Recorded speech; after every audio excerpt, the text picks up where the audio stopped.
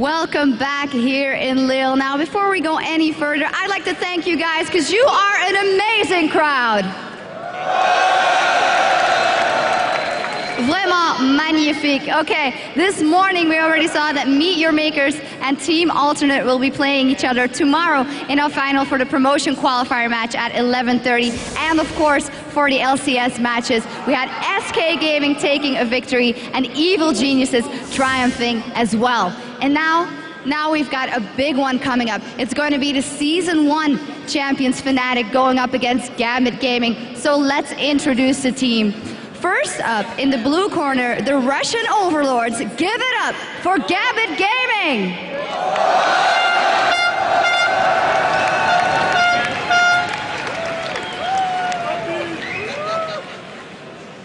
Very concentrated, of course. And in the other corner, I think you guys know Yellow Star and SOAS very well. It's Fnatic!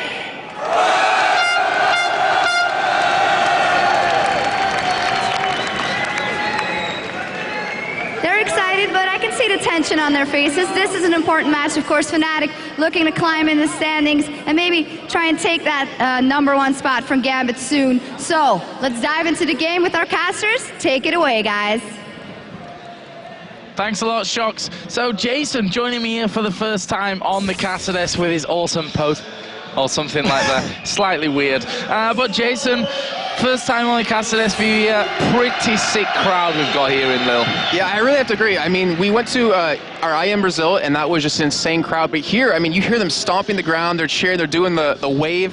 It is ridiculous. Yeah, it gets your heart pumping, gives you goosebumps. It's awesome. Well, it works for the teams as well there. And from what we saw in that introduction, it looks like the fan favorites for this one are going to be Fnatic. I mean, they've got 2 French players in their lineup, 2 big French players as well, we should say. SOAS and Yellow Star, both amazing, amazing personalities and superstars in-game as well. Gambit, on the other hand, they're the team to beat. Fnatic themselves have had problems so far with Gambit. They're 2-0 up on Gambit in the, I was going to say 2-0 behind from Fnatic's point of view, of course, in their head-to-head standing. And it's something really interesting is that we're going to see here. It's Gambit. They just got back from MLG. They went to 1-2 against KT Rolster B, and that might be something that might have to do with how they perform here. Just the travel. You and Jot were talking about how every week after LCS they have to go back to Russia. You know, they have school. They come back, and the travel gets you really tired. It gets you really kind of just worn out. But Gambit, it doesn't seem like they've affected them at all. However, as the time kind of progresses, I'm kind of curious to see if it will happen. Yeah, right now they are pretty much the team to beat, and Fnatic here, you know, we're right at the top of the table here. This is #1 versus #2. Fnatic have more wins under their belts, but their ratio's not quite there. But a victory here, their first victory over Gambit this season, would change that. Yeah, and the thing is, both teams are trying to hold on for those 2 top spots because then they get that pass, they're going to keep their spot in LCS, and they don't have to worry about anything for a good couple of weeks. And Fnatic, I mean, like you're saying, this is a team to beat. This is a team they're having such a hard time taking on. They haven't beat them yet in LCS, and it might be their chance right here. They've had such a tough couple of weeks, I have to say, after Super Week where they didn't perform bad, but they didn't perform that well, not that we're used to. Then they had Intel Extreme Masters World Championships right after that. Then they had LCS the week right after. They haven't really had a nice break. Yeah, and a nice break is something that I think you need at some point during the season. It is grueling for Gambit as well. We've talked about it already. Even more grueling, the trips that they have to make coming in every single week. We asked you a little bit earlier on for your Twitter responses to the following question. Which amateur team would you like to see in the European LCS, and why? And Jason, our first answer, they didn't read the question properly. But we're going to read it anyway, because it's an interesting one. It's from _FM, or F Marzo, I'm going to have to say. Velocity eSports, to see Maple Street play against his brother. Of course, he is Odd One's brother, and that would be interesting, but that's not Europe, unfortunately. That's sadly not Europe. No. But I think it's a good point here as well. We obviously saw him playing in the MLG just last weekend in there as well. He is definitely a mini Odd One. When he came onto the stage, not knowing that he was Odd One's brother, I was like, did Odd One get shorter? Like mini Odd One. But, you know, very strong player himself, and the fact that he has a brother in such a, I'd say, a commanding position, he might have a bright future ahead of him. And that's something kind of funny, because Meet Your Makers, they're in the same position as well. Mackler and Makati are both brothers. You know, I'm assuming they live in the same house as well, and it's something that's really interesting to share with a sibling like that. Not to mention, it must be frustrating, because you must hate them sometimes when they mess up. Yeah, I don't know who's got the harder position there. Odd One is the superstar already now. Oh, his little brother who's, you know, trying to become as big as his big brother and, you know, he's got some big shoes to fill, Joe. Make his parents all proud of him. It's like, look at me, man, I'm getting there, I'm getting there. I know that Odd One's really great, but give me some love as well. I don't know. I think we're going to see, obviously, League of Legends is getting bigger and bigger all the time with these regular seasons that we've got. We're going to be seeing more and more upcoming players that you've probably not even heard of right now, but they will come to the forefront, if not this season or next season, then in the seasons after that. Yeah, also, going back to Twitter Crush just a little bit, I love how loaded it is, because in Europe, in my opinion, you have so many good teams that easily could be an LCS. Yeah. We have another Twitter response which leads right into it. It's from @SquareCrowLOL. And he says, Millennium for sure. Love them. Tab's fizz play is insane. Well, I'm going to add on a little bit. Is insane because honestly, it really is. But like Millennium, Meet Your Makers, Alternate. We saw Mistral do very well against Alternate as well earlier. And we saw TCM, which was formerly known as Hey, I Just Met You. All these teams that really could be in LCS. Yeah, and that's something that we pointed out. Not last weekend, the weekend before. It's been a long one. Where the Intel Extreme Masters World Championships was, you know, the LCS teams, the teams that are in LCS right now, didn't perform as well as the non-LCS teams, which just shows you how strong the field is, not just in Europe, where anyone in the LCS can beat anyone else at this point, but also out of it, where these teams are definitely good enough to step up to the plate and do that kind of thing as well. And they also have that advantage going into this because they're craving that, they're craving that blood, they're craving that attention to be in that top 8, and they have that advantage to look at every week your team played and see, you know, what was your play style, how did you develop, and they have the ability to counter you easily when we do come into those relegation matches. Well, we're about ready to kick off our third game of the day. It's going to be a big one, of course. The Russians of Gambit taking on Fnatic, a brilliant matchup. These are the, you know, the real highlight games, I think we can call them. Obviously, as I said before, Gambit are 2-0 up in this head-to-head matchup against Fnatic. So let's have a look at the two lineups. Not that they really need that much of an introduction anymore. We're seeing them week in, week out. Gambit will have blue side, first pick, first ban for this one, with Darian, Diamond Prox, Alexic, Genja, and Edward. And over on the red side for Fnatic, Soaz in his hometown but home country, Cyanide, Expeke, Yellowstar as well, and Enrated. Yeah, both amazing teams with amazing personalities and just superstar players all over the place. And they're both pretty amazing. However this is going to go, I just don't really know. The word amazing is coming out far too often from me today, but I think it can be excused coming into a game like this one. So let's have a look at the key players then for either side, starting off with Gambit Gaming and their jungler, their innovative jungler, Diamond Prox. He's been a beast in the jungle, bringing new stuff to the forefront since day one. Yeah, he's pretty much introduced Volibear and Nasus completely in a League of Legends right now. Jat mentioned it earlier. It's like the league of Diamond Prox in terms of junglers, because you've seen him played every single game now, and he's bringing these new champions. He did it in Season 2 with Shyvana. He brought around that really aggressive counter jungling, and I'm curious to see what else he has in store as the season progresses. Well, let's have a look at their opponents, and the key man that we've picked out for this one, a role which doesn't get enough love, in my opinion. That, of course, is the support player, Enrated, who's had a fantastic time of things in the LCS so far. He's had, you know, his favorite champions banned away from him, which he hates, but I think as a team, Fnatic aren't too mad about. Yeah, it's something that's really interesting, because if you're getting bans taken or used against your support instead of other lanes, it really opens you up to other compositions. You see, you know, Nivea always banned out against Froggen, but imagine if Crepo was targeted with the bans every single time. He's also been really strong in the team in terms of calling. We saw when they played against EG, he was that voice in his team to say, go, engage, or really to set the entire fights. He's a really strong person in his team, and he really doesn't get the credit I think he should. Well, I think all supports really don't get the credit that they should, to be honest with you. But before we get into our match, let's go over to a video to see exactly what Fnatic and Gambit had to say each other in the game. The game against Gambit is going to be really hard, since Gambit is a really strong team. Their lineup is very consistent and they always learn of their mistakes. The Fnatic team is, I think, the most threat at LCS for us. We all the time going equal against them and then getting the win. At some point we make a few mistakes, which doesn't matter, but against Gambit they just take advantage of that mistake and win the game. That's every time we face them, it was like that. Like we were equal or ahead. One small mistake, they snowball it and they win the game. We have to beat them to stay on the top. So we had, they counted me in completely wrong with that one. I was still putting my drink back under the desk, but you never saw that one. See what? Yeah, exactly, Jason. Thanks for that.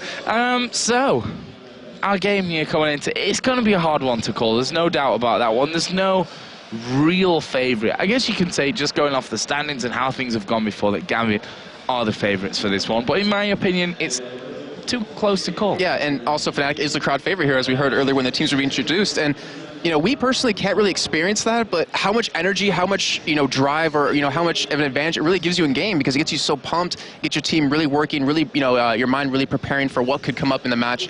And I think that really should be talked about a little bit more. Maybe if we, you know, have someone on the analysis, we can talk to them a little bit about that. But it does give Fnatic a little bit of an advantage. Yeah, the advantage, every advantage, I think we can say at this point, if you can take just that little bit, is really, really helpful. And that advantage may just be the crowd in this scenario. Fnatic may be able to feed from that one, but we know Gambit has a bunch of cool customers. They don't really get... They don't seem to have problems with any kind of crowd. Doesn't matter if they're in the US, where they're, you know, if they play in a US team, they're naturally, you know, not booed, but definitely not cheered for in those kind of games. They're going to be, they're going to have the same scenario here with Fnatic being cheered for as well at the same time. They just don't seem fazed by anything that you can throw at them. It's really a good point, because I think you, me, and Jad talked to us before, is that you look at how the team's focused during the game. You see Fnatic, they're, you know, they're hunched up, they're looking at the game, they're really focused on the screen. But you look at Gambit sometimes, and they're just sitting there like, you know, that's cool, got another kill, whatever, kind of thing. They're so relaxed, and I'm really curious if that's just a thing with Gambit, or if that's just their mentality going into the game. I think it's a different kind of focus, because they are focused, but it seems to be a little bit more relaxed and a little bit more on the fly that they react to things. And I think that's what makes them one of those teams that, you know, you can play very level games, as we heard in that one, that the games so far between Fnatic and Gambit have been even up until the point where you make the slightest of mistakes and Gambit will just seize that opportunity to win it. Yeah, and as I think Demon coined the phrase for us, they give you, or if you give them a finger, they're going to take your whole hand or your whole arm, kind of thing. And that's what Gambit does best. That's what they did best in Season 2. And that's what top teams do really well in general. Like, if you make that one mistake, the game isn't about playing extremely well, it's about not making a mistake. Because when that happens, the other teams can take advantage of that and just pretty much take the game from you. Well, you can see there on your screens, Fnatic getting themselves all ready and set up for this one. And manager Harry in there, as per usual, behind them to guide them through everything.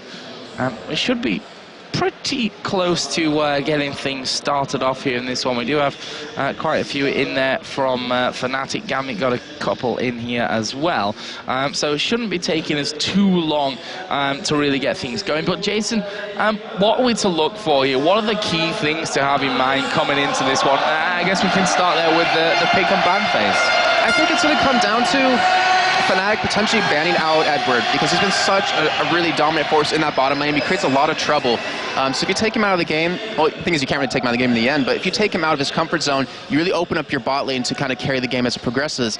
And for Fnatic as well, Xpeke's kind of been the player that they've been depending on. I mean, he has the highest, or actually the most kills in LCS right now. He's sitting at 72 at the top, and I believe the person under him has about 53, so he's ahead by a large margin. He's creating these kills, he's creating these opportunities for his team. Oh, that little look from N-rated, that's a little awesome. But yeah, so that's what I'm looking at for Fnatic. And over on Gambit's side, a little awkward. Over on Gambit's side, I think it's about Alex and Darian, because the games that Gambit loses, it seems that Darian gets a little too cocky. He overextends quite a bit and gets picked off because of that. Cheeky little look there from Cyanide, who's having a drink. And yeah, you mentioned that point about, which by the way, you can find all these stats over on lolesports.com. A new feature added, I think. Me and Jack saw it and we were like, oh, that's new. There's a table down at the bottom of the team section where you can sort every team and every player by the amount of kills and things like that. Really cool thing to look at. And as you said, Peke, top killer so far in this one, but also in top 3 of deaths, as Edward has asleep. Well, to make big plays, you got to make big mistakes, I guess. But I'm really curious about this, because we talked to Gambit once when they're playing against SK, and they completely had the advantage. We knew they were going to win. They're up 10,000 plus gold, and yet they didn't want to end the game because they wanted to kill Candy Panda as much as possible, just so Edward would have a higher KDA. But knowing that Xpeke has the most kills in LCS right now for Europe, I wonder if they're going to focus on that any. Well, that's the funny thing as well, going back to these stats, that you sort by assists, and you naturally expect that you've got a bunch of supports there at the top, which is true. Nif number 1, and then I think N-rated was number 2. Basically, all the top 4 teams right now, their supports were up there, apart from Edward, because quite frankly, he didn't get the assists, he got the kills. He has more kills than the Copenhagen Wolves top laner. He has more kills than, there was another one in there, I can't remember who it was, someone in the jungle. Like, oh, I think it was Morden from Giants. Yeah, I mean, this guy is not scared to secure kills for the team. That's what I love about him. That's what everyone loves about Edward. He's not afraid to take the kills, and he's so damn aggressive in lane. And finally, with how Season 3's progressed, until skirmishes Katowice, we finally saw Genja matching him in aggression, and that is a deadly lane to go up against two people who aren't afraid to get in your face and try to kill you. Yeah, and on the other hand, this middle lane, Peke versus Alexic, that is an all-star lane matchup, that's for sure. We've talked about it already. Peke, most kills in LCS so far. Alexic, on the other hand, most amount of farm. That's not really a surprise for us, I think. Yeah, and the thing is, with how Season 3 progressed, it wasn't necessarily about farming your own camps anymore. It was more about that quick pace action, getting as many kills as possible. Peke, he's shown that with being obviously in the top of the bracket for it, but Alex, he's still, I mean, if anyone on his team, or on Gambit, actually hasn't really adapted as much, I would have to say it mostly is Alex. He hasn't really gone around to his roaming status, where he used to do it back in, I think it was middle of Season 2, where he'd roam around into the lanes and help pick up the kills. Instead, he likes to farm, likes to push that turret down. Yeah, but we've also seen him, on the other hand, the Rise teleport that he's had in, I think, weeks 2, 3, 4 of the LCS was a massive trouble for a lot of teams. We saw him first bringing it out. I say first bringing it out, and teleport on Rise is definitely not a new thing. But we saw him doing a lot of that first at Intel Extreme Masters Katowice before we kicked off here in the LCS for Season 3.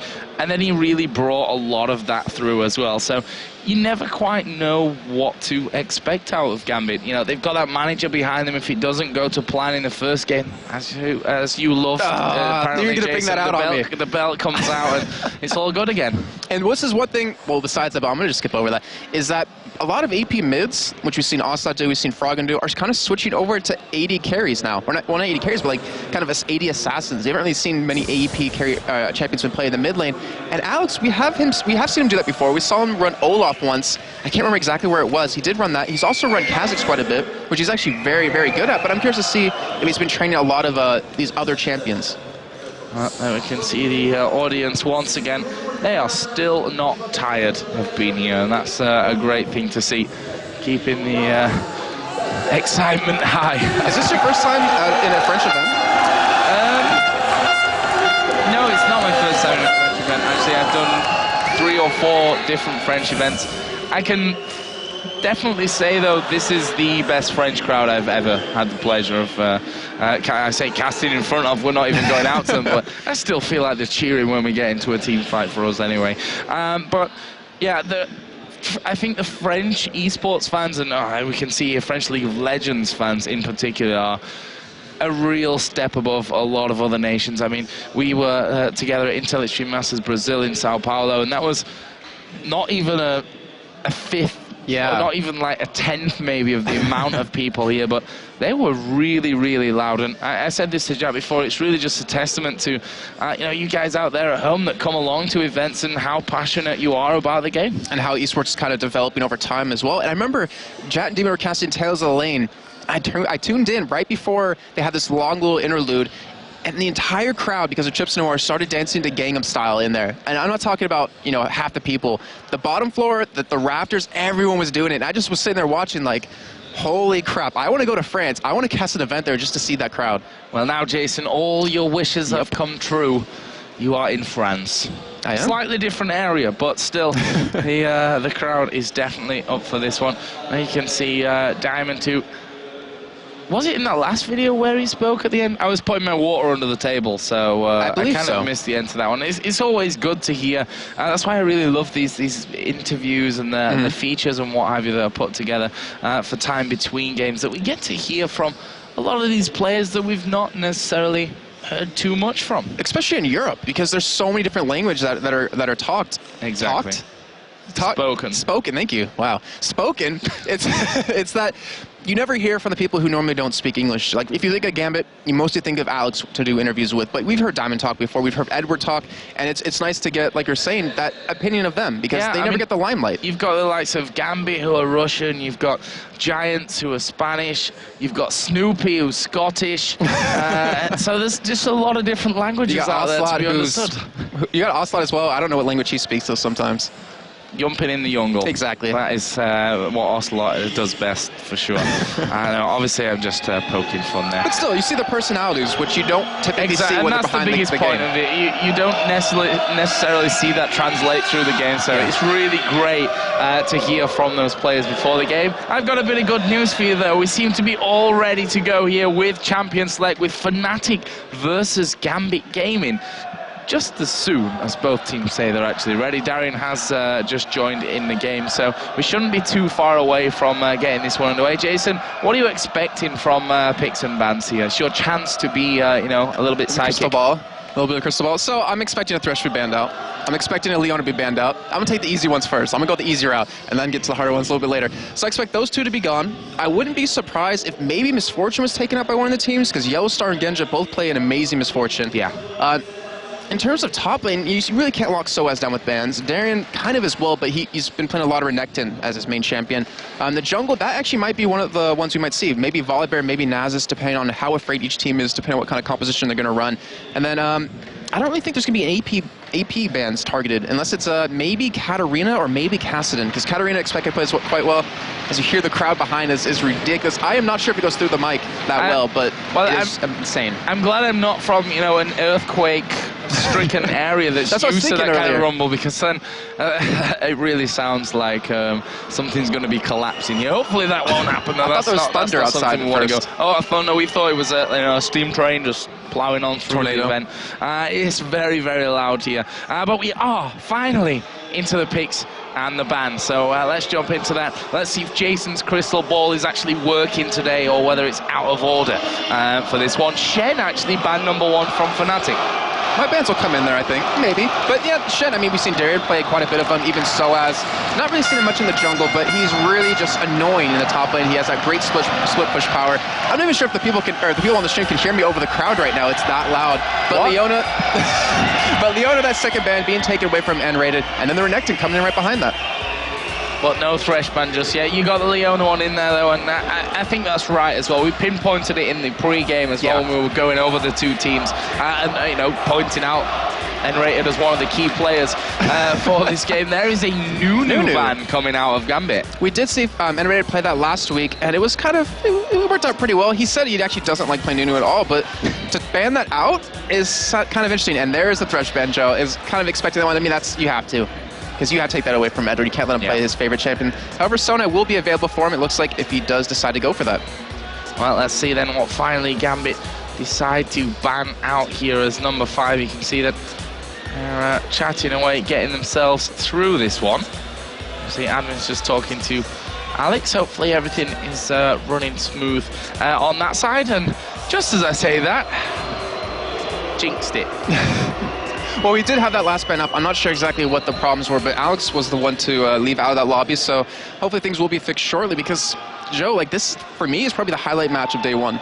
Like, these two powerhouses going against each other. I know what they've done wrong. They're on the wrong sides. We actually had this problem before with the first game. They should have been on the opposite sides, but they played anyway. I don't think really anyone caught onto that one. And the next game, we had to flip it again. So obviously, this time around, it goes back to normal, but they were on the wrong sides again. So we're going to see them switch around. And not sure if we actually get a new ban phase here or what. That's a good point. I don't really know what is in the rules, because, I mean, knowing you have that first pick, you could leave a champion open that you want to lock in first. I guess we'll find out when we do get back in there. I would assume, since they did start, that it would be the same bans, but we are being told that it actually will be fresh new bans. Thresh new bans. Thresh new bans. It's going to be in there as well. But we'll have to see about that, and whether they decide, as you said, because you're on the different side, you may choose to leave something open when you've got that first pick available to you in the ban phase. So, let's try again then with this one. And Gambit on the blue side against Fnatic on the red side. And first ban's going to come in here in just a second. I wonder if that gives them much time. Leona first ban out, Shen banned by Fnatic. So far, sticking to the plan. Nunu as well. Yeah, actually, all the 4 same bans right now. So we would assume that Thresh would be the last ban at Fnatic, but we will see Gambit's final ban here coming in shortly. But having that first pick, I'm not exactly sure what they want to take out as their last champion, because they have a lot of champions they could go for, but there isn't a real rush for it to ban it out.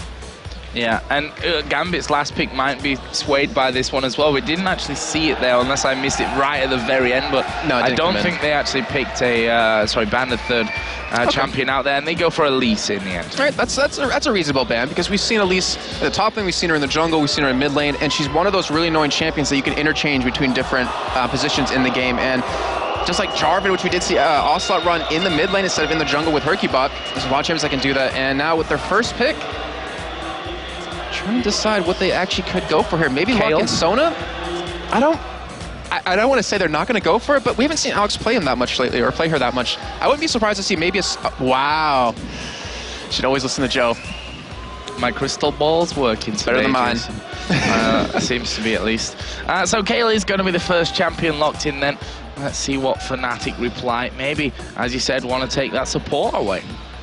Well, looks like Nasus will be locked in pretty quickly, so we are no messing around with that. Looks like Cyanide's pretty well prepared to go against Diamond Prox in the jungle, so we might see Volibear actually come out as their jungler, or maybe even Udyr, which we did see at LMG quite a bit when they're playing against KT Rolster B. Not to mention there's a couple of Udyr changes coming up in the next couple of patches, which y'all should check out.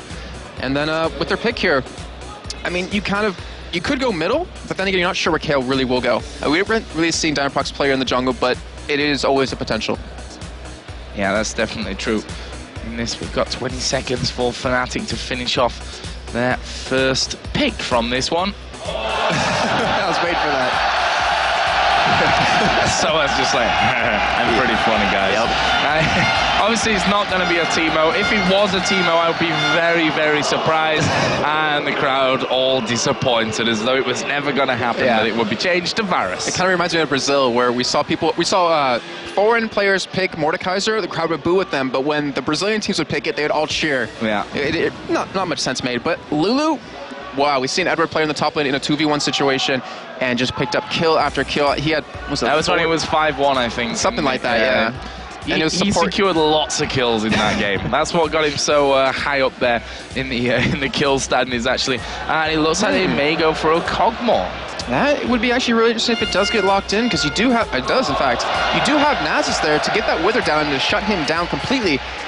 Also, since you do have Nasus locked in, we won't see a Jarvan, we won't see someone to lock him down in that Cataclysm, because we do typically see Genja run the Ghost cleanse kind of combo. Yeah. And with anyone that can lock him down, you pretty much destroy him instantly.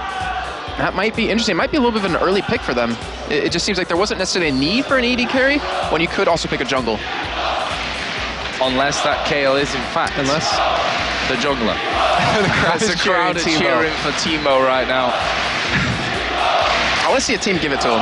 I'm not sure, as you said, how well it's going out over the stream, the sound of the fans, but I hope that you can hear everything that's going on. I can barely hear you actually through this. Yeah, pretty insane stuff going on. So, what will Fnatic have in there? They've got Varus and Nasus locked in here for their first couple of picks. You can see Yellow Star on your screen there. It's going to be playing, most likely, at least that Varus in this one. There is a Blitzcrank. The Blitzcrank, of course, another big, solid pick for Enrated.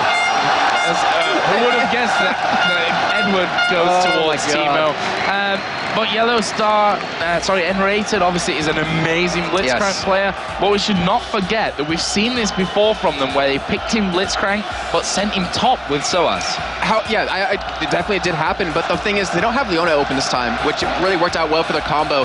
He is a phenomenal Blitzcrank, just like you said, and with that Blitzcrank, you don't need that terrain out of Jarvan. If you land a pull on the Kog'Maw, he's gonna die, if he's running that Ghost Cleanse. So that really creates a nice opportunity for him, especially when you have Xpeke.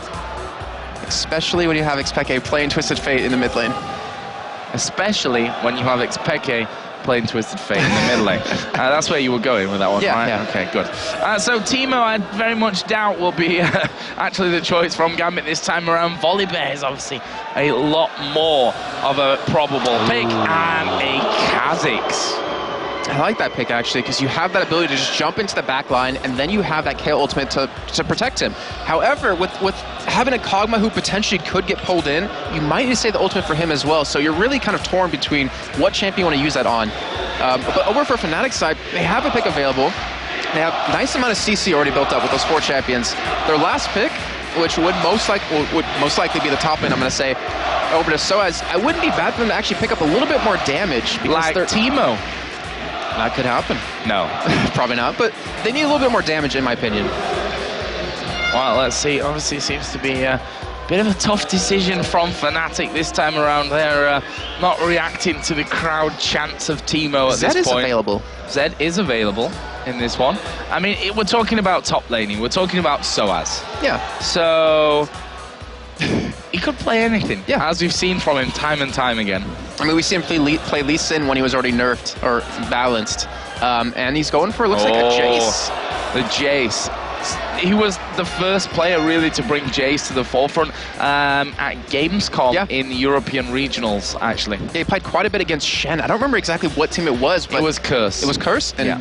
Curse got destroyed by his Jace pretty much, but that gives them a nice amount of mobility, so they can easily chase down Genji if they need to. You have that Wither to lock him down, you have the acceleration gate, you have the overdrive on Blitzcrank. It's a really good team for catching someone, and also they have the damage to just burst them down if they do get that pull. So, who's your favourites then from this one? We've gone a little bit through the lineups. Who are you fancying for this game, Jason? I think I really have to give it a Fnatic. I'm just thinking about it because I'm not a huge fan of Kog'Maw when they don't have a great amount of protection for him. I mean, they do have the K ultimate, they do have the Lulu ulti as well, but that's kind of about it. I mean, we know Genji has amazing AD carry, but when you're a Kog'Maw with no protection running that Ghost Cleanse, and you have a team like this who can jump on you, it's going to be very hard for you to get your damage down. So, in the end, I think I have to get over Fnatic. Well, we're going to be kicking off here shortly. Gambit 2-0 up in the head-to-head matches here against Fnatic. Don't forget, this is first place versus second place. Fnatic have more wins, but their ratio isn't there. And this game would actually put them top of the league. If they manage to beat Gambit Gaming in this matchup, they would go top of the league. So this is an important one for both of them. But it's obviously not officially relegation, but almost so. The way someone would get dropped down into that third position where then would have to play that relegation later on in the season. This is a top 2 clash, but you know, first we heard the importance of being first for all of these players right at the start of the day, and no one wants to be second, to be honest.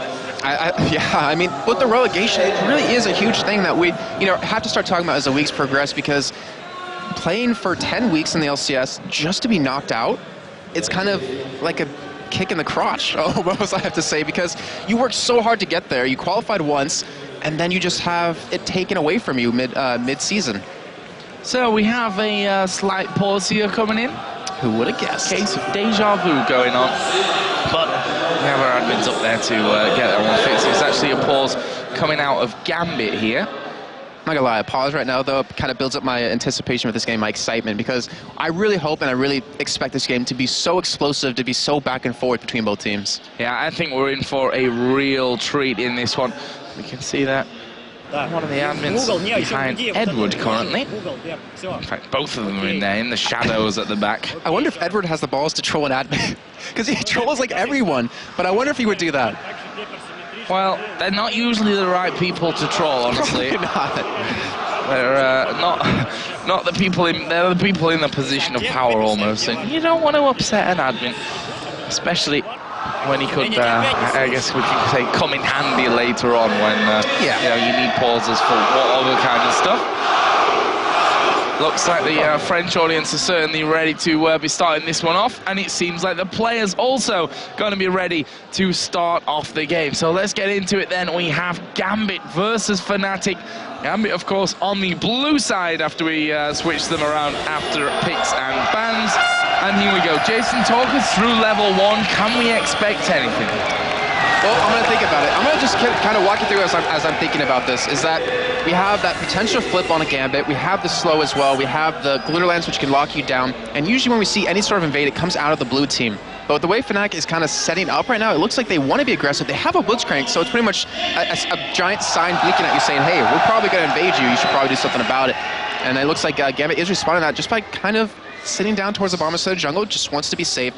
But that 3-man stack right there, that's actually worried me a little bit. Yeah, the interesting thing here as well, that Gambit didn't put any wards down on the top side of their own map, so of their own jungle, sorry. So we'll see if that really comes into play a little bit later on. Obviously, we have some of the most experienced tournament players here in this one, so we definitely can't count them out for making mistakes, but they do happen. And I'm curious to see if they're going to give this blue buff over to Soaz in that top lane just to give him sort of an advantage. Actually, as he is backing away, it looks like he might even go into a 1v2 in the bot lane, which we haven't really touched on, but, you know, Jace is one of those champions you have that potential to, because you have the ability to be ranged, you have the ability to poke down your the enemy champions. Also, the cash immunes in the back, if you can one-shot those, you're pretty well off. But the thing is, if you have Genja on Kog'Maw in a bot lane, why would you not want to send your AD carry support against them? Because you will, well, Varus will just destroy Kog'Maw early on, and you have the potential to go for a lot of kills. However, if you send a 1v2 situation, you're not really going to get anything on him. Well, Fnatic are still waiting here. Actually, Gambit are crossing over in towards the Fnatic blue buff, as Enrated is going to pull the blue out here. Fnatic going to be taking that one away, and Darian goes in, spots the fact that they've taken that one out. But look at Soaz, he's going to face check. This could be deadly for him. He's going to get the acceleration gate down, but the first blood comes in from Genja. Brutal mistake from Soaz at level 1. I don't even know what's going through his head right there. That was as we see a pole missing, but that was such a mistake on his part. I'm not sure if that was like a little bit of a delayed reaction in his brain, because we saw him walk in there and he kind of continued to go in there a little bit more, but you can't afford to do that, especially with the combo that Gambit has. They can lock you down and pick up that kill so easily. So first blood now going over to Genja, and you don't want to have a fed Kog'Maw ever. You don't want to have a fed Kog'Maw, that's for sure. And that gives them an instant huge advantage. He started off obviously with that Doran's play, and the interesting thing is that they'd seen the fact that only Darian was in that top side, which I don't know if he thought, okay, well, if he's there, they're not going to go full on into our jungle, maybe, and that's why he's ended up going in there. But such a dangerous play, a bit reckless coming out there from Soaz, and that's a gift that you just can't afford to give to Gambit. And one thing that makes that more interesting is Fnatic didn't ward to counter that as well, because they came in through the tops of the jungle. They knew if Gambit was going to go towards the red, they would spot them. But that kind of seems like a thing you would want to do, to put down that ward, just make sure it's safe. We even saw Gambit invest a pink ward into that bush just to kind of deny any vision. But I'm curious to see if we're going to have any 3-man ganks on this bot lane, since Soaz no longer has that flash, and they have a lot of ward coverage to open up an opportunity there. Yeah, a real interesting start, and considering Enraged had said we've had close games against Gambit, it's just been one little mistake later on that's really cost us it. For that to go down in this way, a big mistake so early on, is a really interesting turn of events. Diamond Pro's actually just coming up in towards this top lane. They want to try and save as much damage onto this tower as they possibly can. He's just going to wait out here in the tri-bush at this stage. And here we go, he's going to go running in, they're going to go for Enrated, who's forced a flash, but he's going to be flipped back over, not into range of the tower, but the Ignite is down, and there is the kill. Darian picks it up. Diamond going to be able to escape here as well. Darian takes a bit more damage from Yellow Star, but that is 2-0 to Gambit, 1 for Kha'Zix, 1 for Kog'Maw. Doesn't get much worse than that after 4.5 minutes. But still, that was a great play by Diamond Prox. You really have to give it to him, because entirety of LCS, he's been in the right position pretty much every single time. He opened up that kill with that Ghost, with the Bear running straight on him. You can't really escape that ever, and giving his top lane that nice advantage. And one thing that was interesting, just to point on, is that Silent actually sat bot lane quite a bit.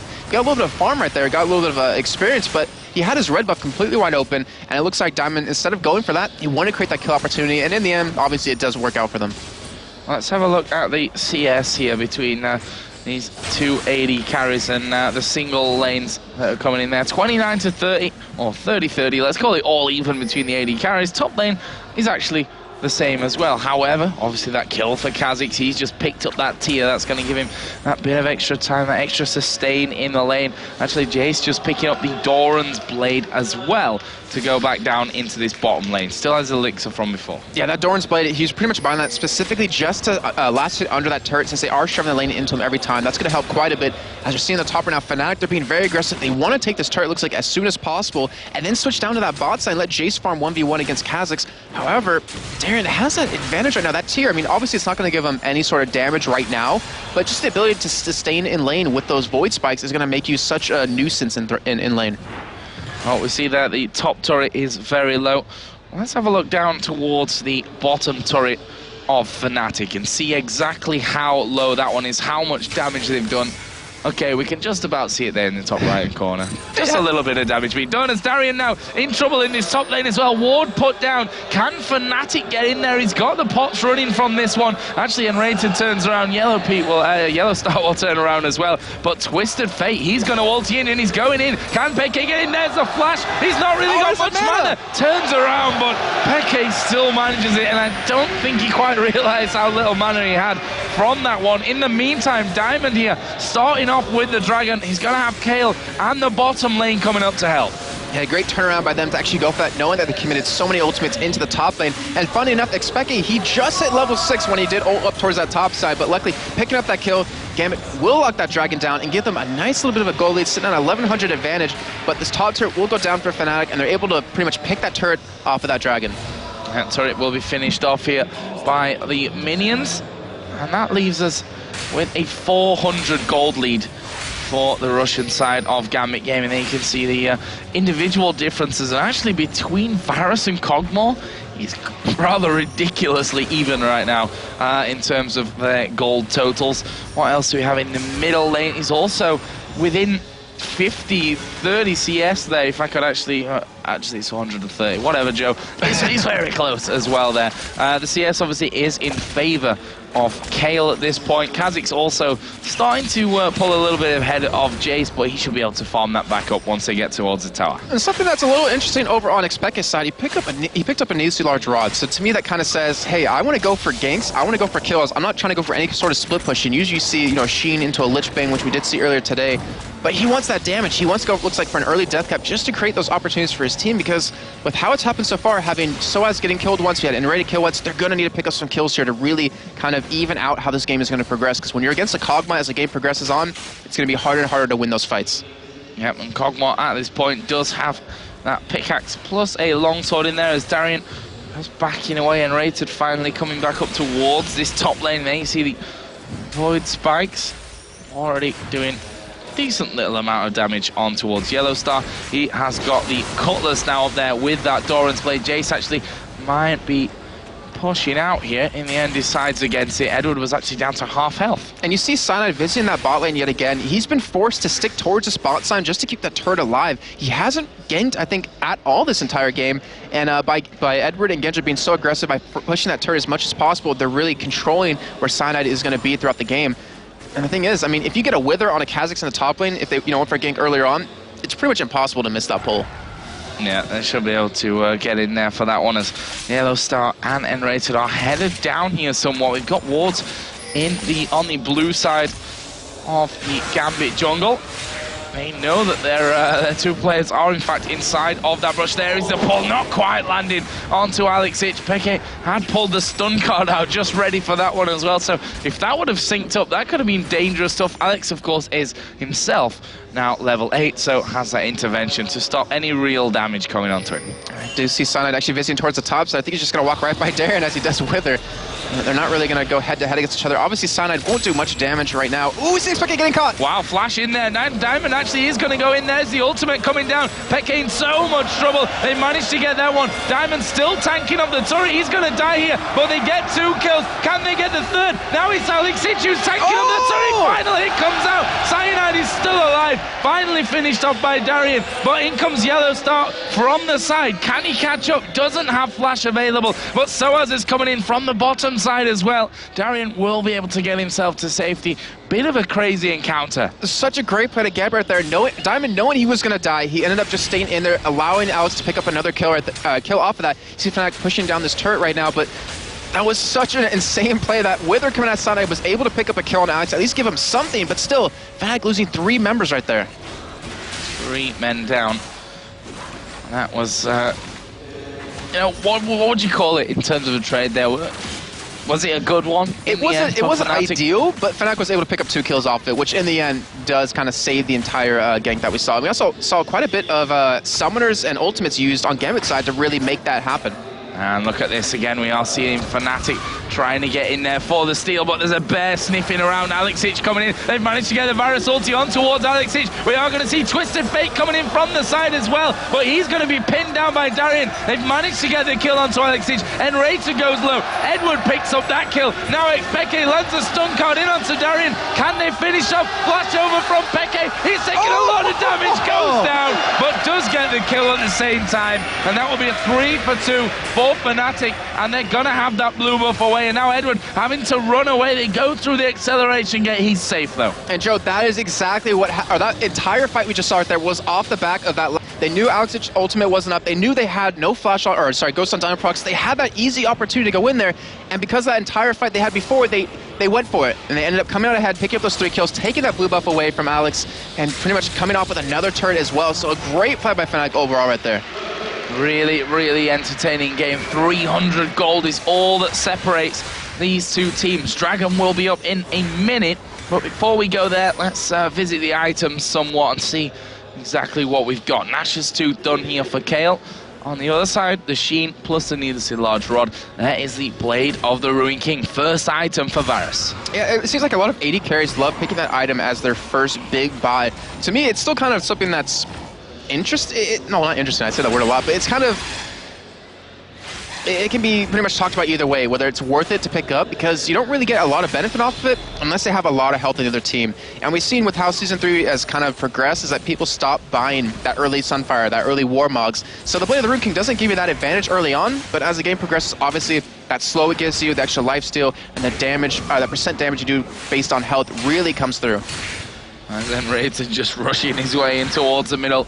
Always a threat. And being pulled in there and then locked down by what Fnatic can throw you. But Gambit starting to get themselves into position for Dragon. They don't have a pink ward though, so this could be really interesting for Fnatic to kind of turn it around. However, Soaz is in the top end right now, so Gambit, they could take this very quickly, but we do see Fnatic closing in on them. Fnatic come down, Edward gonna get stunned, then healed up by Kale, but will Fnatic be able to get in there? The pull just flashing by Genja. He gets stunned up by Twisted Fate, but Peke low on mana here. Are they gonna keep going? But they stalled long enough for Soaz to come down, so it looks like they will deter Gambit from taking this Dragon. Great play overall by Fnatic. Even though they knew they couldn't really contest in a fight, they were able to stall it long enough to stop from happening. However, they say Gambit is going for it yet again. Yeah, they stopped it for a while, but how long? And Raider's grab will be off cooldown now, and that could mean trouble for one from Gambit, and it's gonna be Darian that they pull in. There's the intervention, and Raider goes low, and he's picked off. Varus ulti comes out, but Cyanide dies. Alex Hitch on the top side was found there in the end, and that will be a 2 for 1 in favor of Gambit as they try to escape here. Soaz just poking from that right-hand side. Yellow Star is still there as well, and actually Genja gonna follow into this one. The slow not quite getting where they wanted it. He will flash away just outside of the Void Spikes. That entire fight was so amazing off of Gambit's side because they had that wither on Edward. So what happened was Darian actually stepped in front of him, took the pull from that, knowing that he has that leap to get away if he needs to. It got the kill ult on top of it and just fought. He went balls to the wall, did as much damage as possible. We do see the TF ultimate coming in. It looks like he might catch Edward. Yeah, they're going in on towards Edward, and he's destroyed. Actually, the Q through the acceleration gate there from Soaz really helping out with that damage. And that will be an easy one locked up. It's 9-8. It's now 2,500 gold with the Dragon being started off here once again by Fnatic. Enrated acting as the wall here at the front with a danger of pulling one of them in. Diamond actually is going to go very low and is finished off there by Yellow Star. Can they get any more? Jay's poking through, but Fnatic decide to back away. The Dragon is still alive. Would you believe it? After all this, Darian going to jump in. The Void Spikes over the side. Soa's going very, very low. Darian slowed down. He's not deterred by that poke from Jace, but they force Fnatic completely away. Yeah, I was going to say, that didn't really seem like a fight that Fnatic could win in the end, but getting that kill on the Diamond Prox either way did help out quite a bit. Alex, coming in with full health, was able to just turn that fight around. Looks like they should be able to pick up the Dragon off of this, and that Dragon, I mean, he's been alive for so long. Everyone's been trying to kill him. Looks like he will finally go down in the end over to Gambit.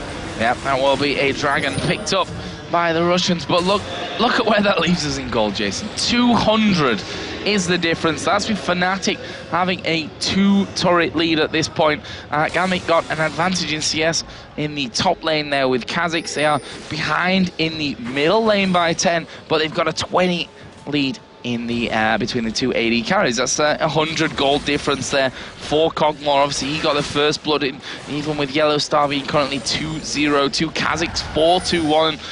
We see it time and time again how dangerous a Kha'Zix with a lot of gold, with a lot of kills is. Yeah, that's exactly something I want to talk about right now is look at what happened as the game progressed. We had a lane switch on Fnatic's terms. They wanted to send their AD carry support top lane. In the end, it didn't work out. Darren is 4-2 right now. We see Yellowstar getting caught. Yeah, Yellow Star surely will get exploded here. Gendra actually gets the kill as Darian CC to high heaven is going to go down in the end. Now they're chasing onto Gendra. Suncard cleansed away, and they've turned around because the bear is charging in from the side. I'm not sure if he's going to have enough damage, but he's going to try and stall long enough for Alex and Edward to come in. Where's the flip? Hey, not quite going to get it. Intervention is down. Peke stuns up Diamond. Can they get through onto him? There's a pull by Enrated, but Peke is being chased down. He's going to be finished off there. It's Volibear that picks it up. Edward getting another one, and Rated is heading south and will be safe. But look what's happening right now. We have Stars pushing up that top, and we have Sana in the melee pushing as well. They might be able to pick up a turret or maybe a turret and a half off of this. That was a great job by Fnatic to stall as long as possible with that entire gang, and in the end, Enready was able to survive off of it. Look how low that turret is. I mean, that was just off of one kill. Gambit got one kill, almost lost 2 turrets. That is completely not a good trade for Gambit in the end. Why does it leave us on gold now? 400, 350, let's say, from last time. Is the difference. Well, I suppose it did in that respect.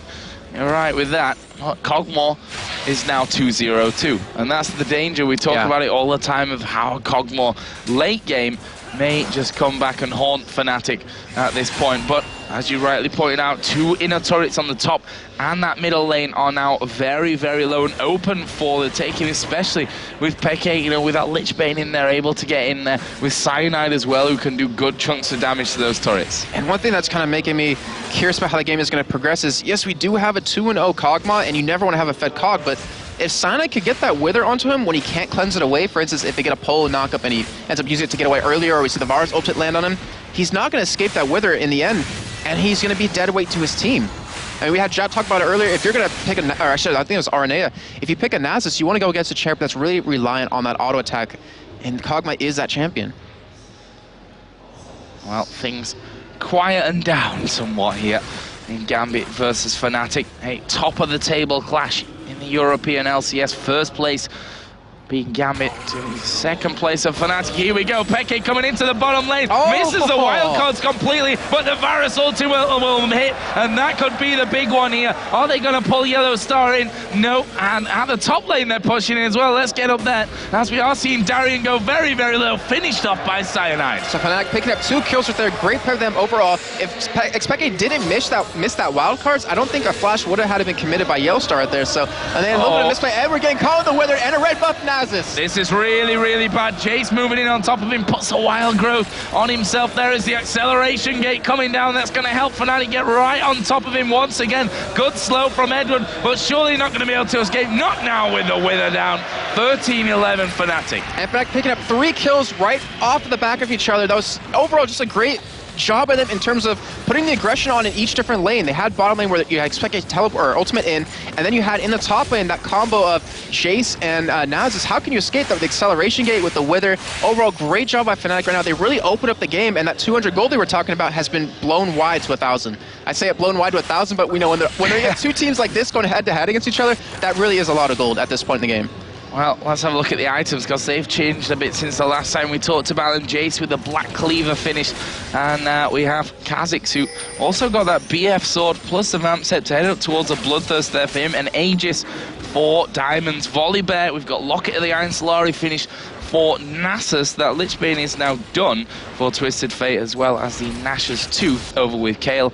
And Cogmore, take us through a little bit about that one, the Infinity Edge and Boots of Swiftness. I'm trying to think. The Boots of Swiftness reduce the effect of movement slowing effects on you by 25%. I am trying to remember if that really affects Nasus's Wither, if it really makes it come off cooldown quicker, or if that's tenacity directly. But in the end, it's going to help give him that mobility he's going to need. It's going to keep that Wither not as effective as it should be against him, and that's a perfect pickup by him. Infinity's Edge, a great item to start off with. You're going to be able to get in that back line when the team fights finally start happening and just siege away at every champion that comes near you. There is turret number 3 for Fnatic, taken down by Xpeke in the bottom lane. So all outer turrets are down. Top and middle inner turrets are definitely open for the taking here, especially since we know how much Peke really likes to get in behind enemy lines and do that damage. So that's definitely not out of the question in this game coming forward. But you know, Dragon in 30 seconds, that's the hot spot for the next fight, surely. Yeah, and then looking at how the game, and we're talking about those two turrets in the mid and top lane, Dragon will be the next point of contestation. Yes, the fighting. It's going to happen there next. But with having Xpeke pick up the Lichbane as the item, as his first like kind of real item built up, then the death coming up right after, they have the ability to go for some split pushing now, because they could send him top lane, have the rest of his team, you know, potentially go bottom, and with that Wither, the crowd's still going crazy about the wards, but with that Wither and the acceleration gate, they have a really good team to disengage if they need to. If you get that Wither right onto Diamond Proxy, he won't be able to flip you, he won't be able to catch you, and that'll allow Xpeke to just keep pushing as much as possible, which he's doing right now in the bot lane. He's farming non-stop. Well, Fnatic here stood on top of a Warden. Well, Darian managed to avoid every single bit of damage that was thrown at him from that one. Gambit have brute forced their way in. I should really call it bear forced their way in, because it was just Diamond who comes running in there. I said this before, it's psychological. No one likes a bear running right at you. And it's proved correct in that situation as well. Cyanide gonna be back to 8. Gambit gonna force this middle lane out, which will give them positional advantage then to go to Dragon. But look at this, Peke has pushed the bottom lane out himself, but will Fnatic want to trade a middle outer turret for that? I'm pretty sure Fnatic can actually hold this quite easily. We saw Xpeke actually bouncing between Dragon and this bot lane, because we saw Gambit heading towards the Dragon. He wanted to stop it, wanted to prevent it. With the ultimate, he's gonna get that vision. He should be able to jump away in towards that mid lane. He's going to middle lane. Oh, he's going for it. This is a great move, possibly from Fnatic, as Darian down to half HP, and pretty much all of Gambit went down to cover that bottom turret. Now they're going up towards top, because that was low from earlier, don't forget. They've got a good wave of minions coming in. Jace's shot blast will clear that out fast enough, and that is no turret that's going to stay alive for too long. Or is it? As I say that, the Void Spikes come out, just about stop it. Here we go, though. The other side going to be pulled off by Diamond Prox, but he's almost alone in there. Darian going to dive right into the middle of them, but Soaz will kill him. They're going to keep going forward. Alex has got the intervention. There was the wild growth, but that won't save him. Going low as well. He will have to use a cleanse to get away, but Cyanide is chasing after him and rated off to the side. Xpeke goes down to Edward. He won't last much longer than that. They let Genja escape in the end. Well, that's because they want that one final hit onto the turret that I thought was going to come in from the minions, but Darian obviously exterminated a lot of them with those Void Spikes. Such an amazing play out of Xpeke right there. I'm not sure if you caught it, Joe, but he landed that gold card right on a diamond when he's about to flip Yellow Star. He missed his hail of arrows, his E, wasn't able to slow him down enough, so by stunning him, it created the opportunity for Yellow Star to get a little farther away, get some distance, and then you had Darian jump into the back line, which it seemed like a little bit of a mistake, because they just threw every single form of CC they could at him. They knocked him up, they silenced him, and they just blew him up instantly. And Fnatic, just the calls they're making, we talked about it in the highlighted players with Unrated, I'm sure he was yelling, go straight for Kha'Zix, go straight for Darian, blow him up, and then we'll proceed into the next target. Well, I mean, Darian almost did the work for him. He jumped right into the middle of them, so... You don't need a blitzcrank when you have a Kha'Zix jump into your team. If he just jumps in, yeah, you don't need to pull him. That's always a bonus. But, ironically, Dragon is still there after all that. But Fnatic doing a great job, and you can bet your bottom dollar that once Destiny comes off cooldown, we'll see Peke again trying to force the action in these lanes. There's a couple of wards put down in middle. Peke is now pushing out towards the bottom side of the map, and he's going to go straight through them there with the wildcards. Darian coming down there as well, but Yellow Star and XPeke could probably have him if he ends up getting caught out. Fnatic are finally pinging towards Dragon. The roaming that Fnac's doing so far has been so spot on. They haven't lost one single turret so far in this game. The top turret, I believe, is the lowest for them as it's sitting at about a third life, but they're able to hold on to this, and through that, they're able to really strangle Gambit on gold. They are heading for Dragon right now. I believe they are strong enough at this point to actually take it away from Gambit, but we do have Alex He have those home guarded boots coming in, and it looks like Gambit will just give it away. Gonna be running through. Failed smite there, and well, the ultimate out of Cockmore would have actually been enough to steal that one in the end, so can thank themselves that they managed to cover that one in the end. But that leaves us with a 4.3 thousand gold lead now for Fnatic over Gambit. This would, if it works out that way, how it's currently going, be their first win over Gambit this season in a European LCS. But something tells me this one is not over by a long way. Yeah, no way at all. You still have that Kog'Maw who's so deadly on as the game is going to progress. He's working towards, I want to say, a Phantom Dancer, just because he'll be able to run through the minions then, because he's going to need to be able to kite them through, his own minions, enemy minions, or any sort of way, any sort of advantage he can get, he's going to need. But that item is coming up very shortly. You see start chasing down Darian, but Darian, he hasn't built much. I mean, look at his items compared to his counterpart of Soaz. I mean, it's 4-5-3 for the kill death assist for Darian, and then you have a 3-1-8 Jace, and the item difference is just kind of ridiculous at this point. However, he is sitting on about 1,700 gold to back with, and I'm curious if he's going to back and pick up his Manamune, or actually, I'm not sure what item he would go for next. Maybe a Warmogs. Well, we're going to find out. He'll be wanting to spend that one, that's for sure. Not holding on to it for the rest of days. You can't spend it when you're dead. Well, technically you can in League of Legends, so I guess that statement doesn't quite count here. Yellow Star again pushing this bottom lane out. Obviously the outer turret was taken earlier on. Fnatic now in the jungle of Gambit, starting to get those wards down, actually using the pull there of Enrater to bring the red buff out for Soaz to have. And Yellow Star will surely be joined here by the rest of Fnatic, but they've got options. The Yellow Star is going to ulti down on towards Darian. Twisted Fate going to join the party as well. Can he get the card down? Not quite. Oh, what a pull! They pulled Diamond back. He was trying to run in for Twisted Fate. Wild Growth comes down, and Gambit are trying to fight this one here. Diamond will now back away from that. Doesn't want to be too involved in the action. Well, they've taken the turret here. No kills, though. And you saw right there what happened. Gambit, when Diamond Prox got pulled in, they had to use both ultimates, that Lula ultimate and the K ultimate, just to keep him alive. When we saw XPeke come in, that was a great play by him, because he knew that Yostar caught Kha'Zix. He popped the ultimate just to give him vision since he was stealthed up, and he came down there, but it seemed like a little bit of a miscommunication right there, and he did escape, but still, in the end, picking up that turret, they're lengthening their goal lead even more. They picked up a lot of really crucial items. As you see a red puck coming out of Soaz, which may lead me to believe we could potentially see Baron coming up, or Baron attempted by Fnatic. Yeah, some big items that we just saw being picked up on that last room, that last shopping trip back. Phantom Dancer for Yellow Star. On the other side, Diamond also getting that runic bulwark in there, and that was pretty much it in terms of big items completed, but there was a giant spell here, giant spell there. We've got one on Jace, one on Nasus at this point as well. And if we look at Twisted Fate, I mean, Rabadon's Deathcap, Lich Bane, got all the workings, but the final recipe there of the Zhonya, so he is very, very dangerous, XPeke, at this stage. Yeah, we're really going to see that Messiah play come out of him, where he's going to ult into the enemy team, pop that Zhonya's right as he gets in there, and makes it so his team can get a nice positional advantage over them. But he is just so fed right now. Ooh, not that close, I guess, in the end, but still.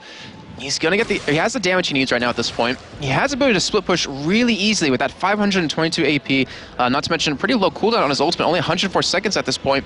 He can open up an inhibitor turret, and it looks like they might not even be going for Baron at this point. Maybe they don't want to give Gambit a chance to get back in the game and get in a really bad position for Gambit to engage upon them in that Baron pit. There's another award going down. Crowd enjoying that one. I mean, Gambit did it all right there. They put a bunch of wards down in the top side of their own jungle, knowing that they wouldn't have vision of that. And, right. It's a crucial point at 28 minutes in, almost half an hour into the game. It's a crucial part of the map to have vision over. Both teams having that Oracles now in in their inventories is also very important. XPK again going down to this bottom lane, wants to keep pushing.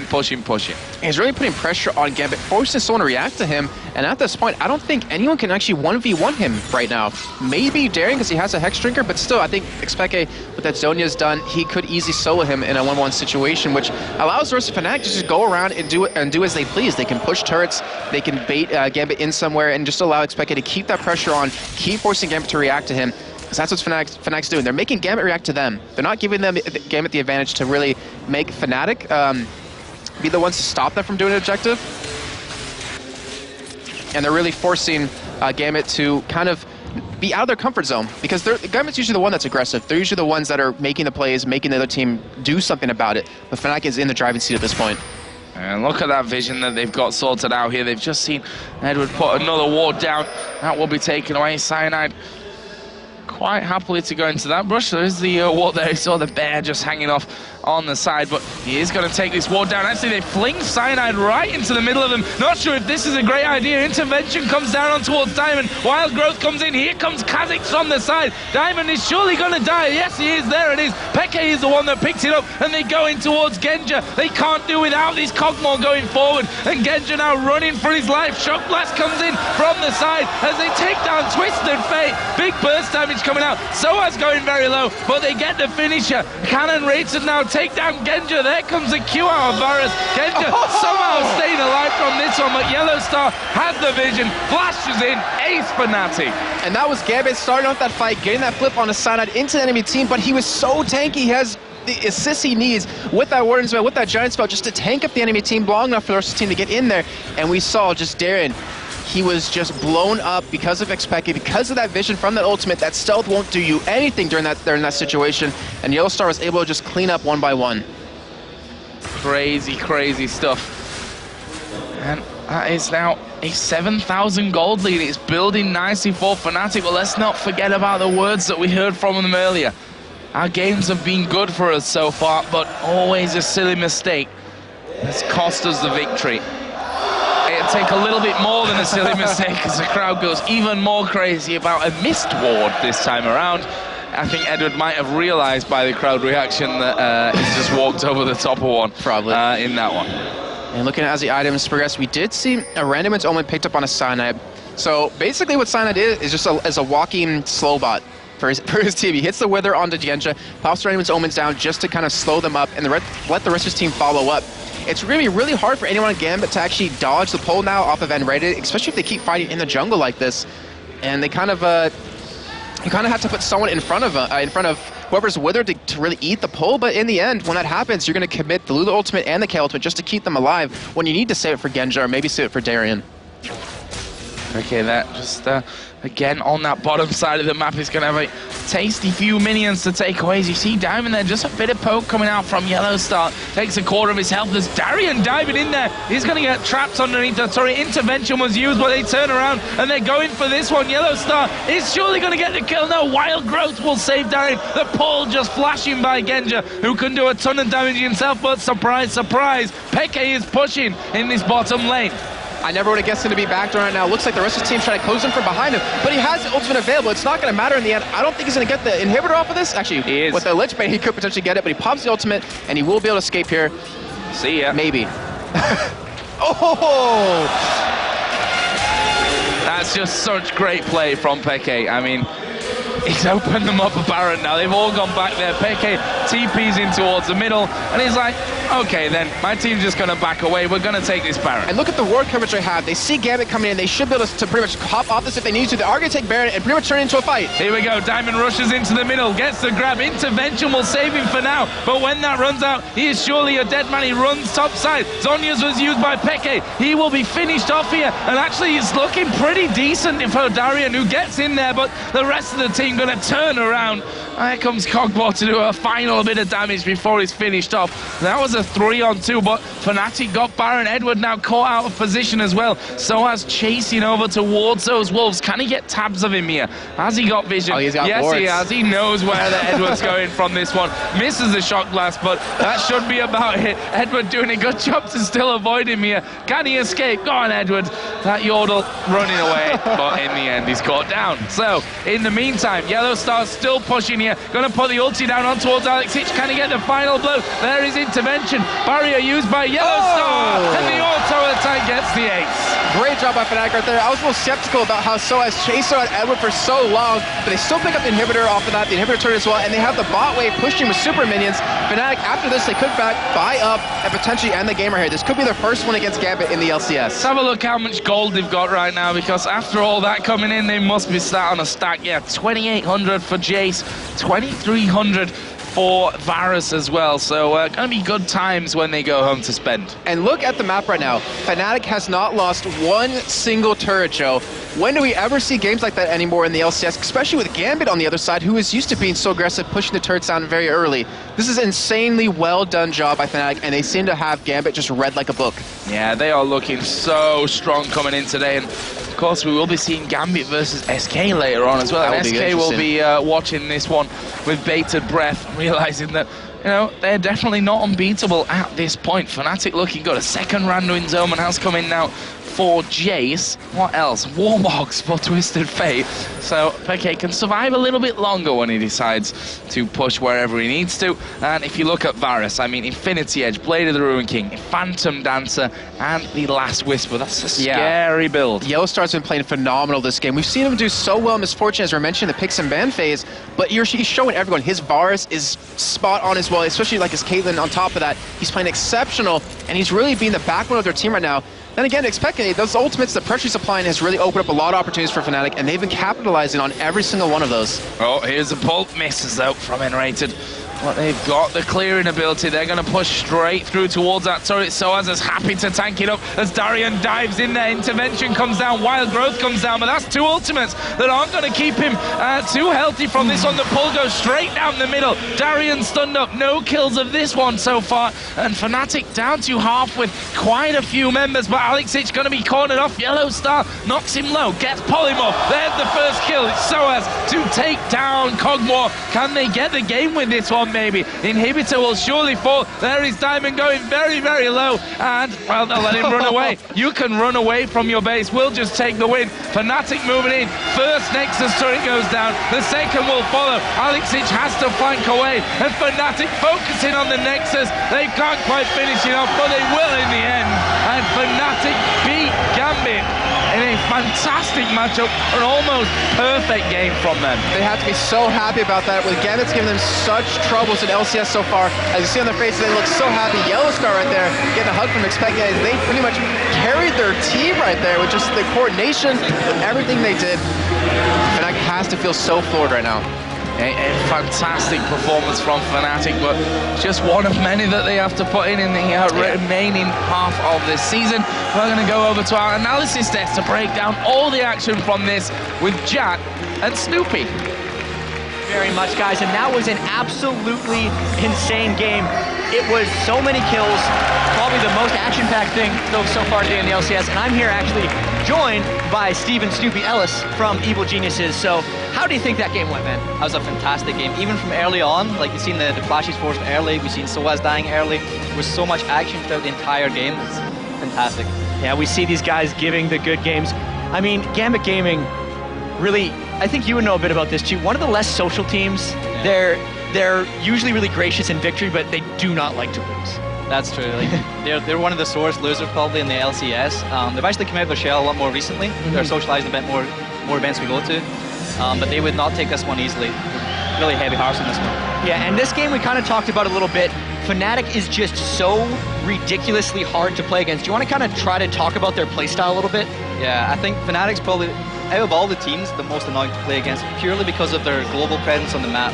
You see the teleports, like, I think Cyanide picked up teleport in the jungle quite a bit. And then we also had Kiki playing teleport as well. And it's so much pressure, even early game, but especially into the late game. That's the worst part. And you saw so much throughout this game. There was so much pressure.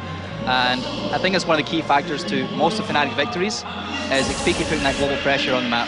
Yeah, so we actually have a couple replays to go through that talk about just the type of pressure you're talking about. The first replay we have up, if you can go to it, is at about 22 minutes. And this is the start of Gambit just trying to chase Fnatic around. I'm sure you've experienced this terribleness that it is playing against Fnatic. If we can go to this replay, please, we'll get to see the start of it. And you're going to take us through this one kind of slowly, because like any Fnatic game, they don't really team fight. So just walk us through what's kind of happening here. So basically here in middle you see Kha'Zix on Darian. He's jumping into mid, I think, in a second.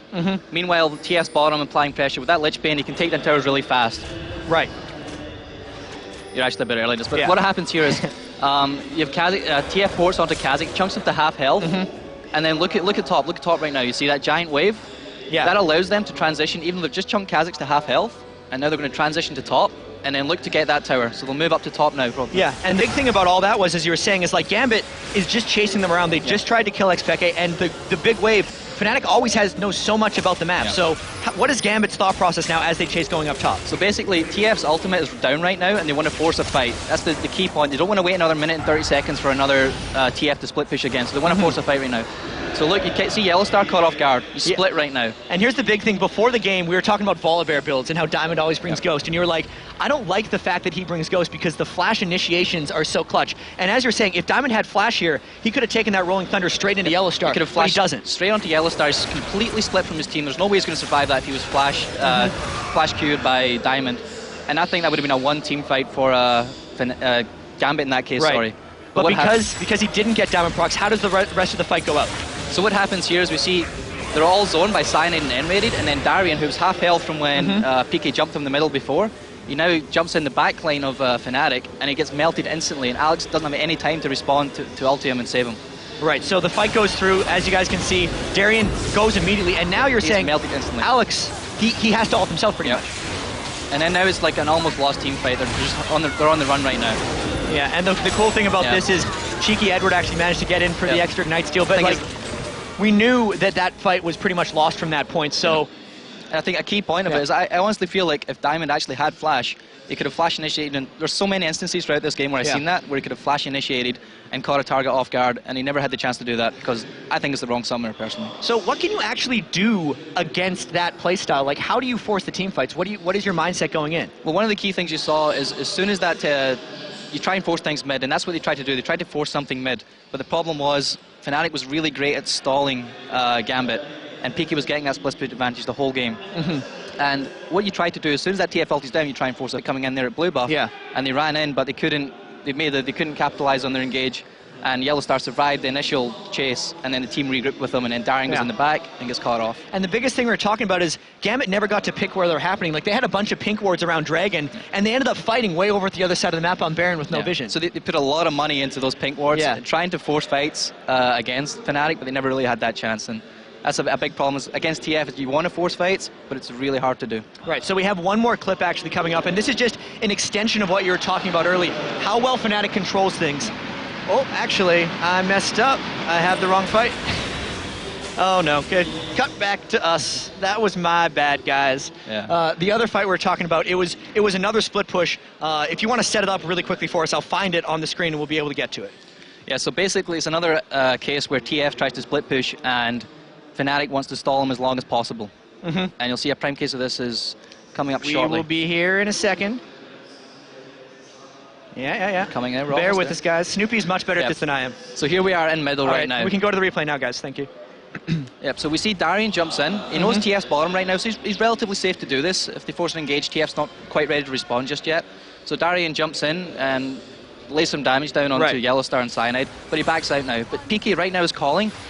Just force them. Keep them there. Keep them there as long as possible. I'm split pushing bottom, and I'm gonna get an inhib if you keep going. And what happens is Jace comes to join, and you'll see Fnatic will just chase them down the lane in a second. Right, so PK's calling, I've got this inhib, just keep them busy. Yeah, and the big thing here is everyone wants to go back, and they've already burned a lot of their ultimates too, right? Because the Kale ult was down, everything else. Peke going in for the back door, and it's just, what does Gambit do against this? There's really not much they can do. They want to get to PK as fast as possible right now, but at the same time they can't recall because Fnatic's chasing them down the lane. Yeah, and here was another thing you talked about. Diamond has his ghost up. If he had flash, he could have interrupted this, right? It's another prime example of where if he did have flash, he could have cancelled that ultimate, probably got to the Baron in time, and then probably stalled that, or at least stopped that Baron. And it's another prime case where I think Flash would have been the better summoner. So from here then, Peke completely jukes them out, and they go straight on to Baron. So from here, it was pretty much just, what does Gambit do? They have to fight after Baron, right? Yeah. So right now you see Diamond run in. He wants to check. They have no idea of the health of Baron. So Diamond's running straight in to check the health. He might try and go for the steal, but he doesn't get a chance to do that because it's already dead. Yeah. They have a lot of damage. Varus is pretty fed at this point. Baron melts super fast. And they go in, and the problem is the K ulti gets forced onto Diamond, which is not really the best target, because basically you want to go with the... you want to go on Darian. Darian wants to jump in the backline, get that Kale ultimate, and then try and assassinate someone. But in most team fights, you never quite got that chance, because there's always Diamond soaking up the Kale ulti, and that was one of the big factors in the team fights as well. It's because they always wanted to initiate with Diamond, right? Yeah. And since he also never got just the initiation they want, because it wasn't instant, he had to run in, and Fnatic was too quick for that. And I think that's one thing they really needed. Against the TF, you want to force fast engages, off of Fnatic's, like, they don't want to know the engage is coming. You want to just do it straight away. And they never really had that chance because Diamond was their prime initiate, but he never had a way of doing it that it wasn't predictable. You'd always see him charging towards you. All right, so the MVP of that match, as you were talking about, even though we had an amazing score from Yellowstar, I think he had like 9 kills and only 1 death, you were talking about it's Xpeke. Yeah, I mean, Xpeke does get the MVP vote a lot, but there's a reason for that. And the reason for that is, look at the pressure he applies on throughout the whole map. Mid to late game especially, he just applies so much pressure, and that allows Fnatic, and that allows Yellowstar, for example, to pick up those kills while he's split pushing the entire time. It's one of the craziest things to watch because he's actually #1 kills in the LCS, but like #2 or 3 in deaths. He's practically everywhere, and like, I know this is kind of a hard discussion, but how do you play against Fnatic? I mean, we had trouble as well. Like, we lost our game against them as well, and I think that the hardest thing is you want to watch for their split push. Like, the thing is, you can ban TF, sure, you ban TF, but is that really going to handle it? Because they can just run TP on Cassidy. Teleport. Yeah, teleport on Cassidy or something like that, or teleport on Ryze. And it's a really hard playstyle to play against. And I think a lot of it becomes trying to get that early map pressure to prevent them creating map pressure on you. If you can get map pressure on them early, and then ward up their jungle and prevent them from making those kind of plays, I think that's one of the most important parts. Yeah, well, thank you very much. I'm sure you guys will have the pleasure of playing against that playstyle again. We are ready on stage, though. Congratulations to Fnatic, and I believe we have Shocks for an interview. All right, merci. I'm here with Xpeke and Soaz. Xpeke, first off, congratulations on being MVP. Talk us through that Kale TF matchup in the mid lane. Well, TF is really good at scale. You can farm freely in lane, and then you gank way better than her. You also have the stun, which is really good to stop Kale. So I think it's a good pick. I didn't prepare him enough, but I felt confident against Kale with it. All right, so question in French at the end, but first one in English. The game was very equal to a certain point, so what made the difference? Was it his pressure he could put through the TF ultimate, or? Yeah, the pressure of Peke did a lot during the game. We could take other turrets. They did a mistake bottom when we took top turret low and mid as well. And after, when he got any bottom, we just did Baron, and basically we won the game here, I think. Now, Peke, this is actually a huge win for Fnatic because Gambit tops the rankings. Are you going to be the 2 teams that we're going to see in the top 2 for the rest of the season? Well, we have a really big lead now. I think with the big we have... I hear myself, it's really annoying to speak. We have a big lead. Oh, yeah, I cannot speak with this. Calm down, you can do it. Okay. It's harder than it looks. We have a big lead, and I think if we don't throw really hard, we should keep it. Even if we lose a lot of the next matches, we should stay still on the top 3, top 4. So I think we can secure the top 2. Okay, now Soaz, comment as-tu trouvé la confrontation contre Genjai et Edward?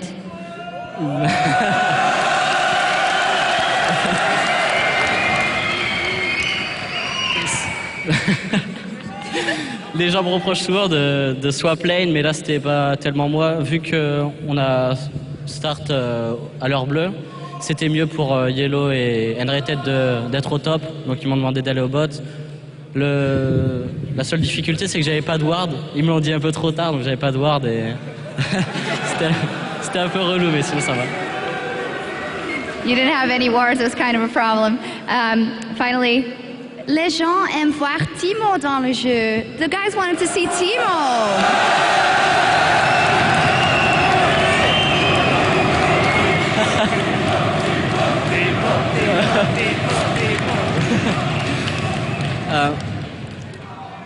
Je sais pas quoi dire, mais non, Timo, il est fun à jouer, mais en compétition, c'est un peu plus dur qu'en solo queue ou quoi que ce soit. Mais peut-être un jour. Hein. So Soaz is saying that Timo is very fun to play, but for a serious competition like here, it's maybe not as optimal as, for instance, in solo queue. Finally, you guys, just tell us how it is playing in front of this amazing crowd. Becca, you can go first. Yeah, it's really amazing. You can normally we have this headset that you cannot hear anything, but this crowd is so loud that we can't even hear the noise you make. It's really amazing.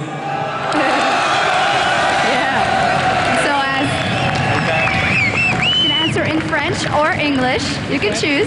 French. Bah déjà, vu que j'étais pas allé à Thales of the Lane, c'était mon premier event en France, donc ça fait plaisir de venir à la maison, on va dire.